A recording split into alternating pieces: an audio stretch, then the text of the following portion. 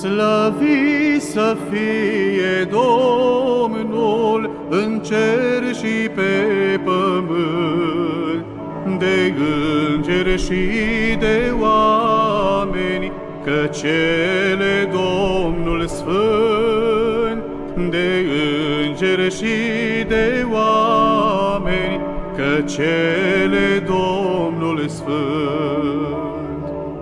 Slăvit să fie Domnul din zori și până în noapte, aceasta e cântarea, nu vorbele deșarte, aceasta e cântarea, nu vorbele deșarte. Slăvit să fie Domnul, căci El ne-a liberat din mâna lui Satana, vrăjmașul cel spurcat.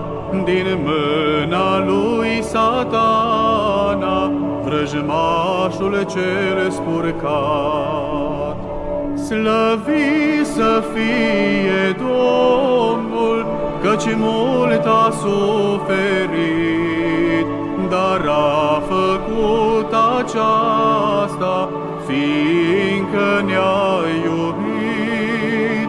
Dar a făcut aceasta, fiindcă ne-a iubit. Slăvit să fie Domnul, căci mare dar ne-a dat, chiar însuși trupul Său, El hrană ne-a lăsat. Chiar însuși trupul Său, El hrană ne-a lăsat. Slăvit să fie Domnul, căci iadul l-a zdrobit și sângele Său scump pe toți ne-a mântuit.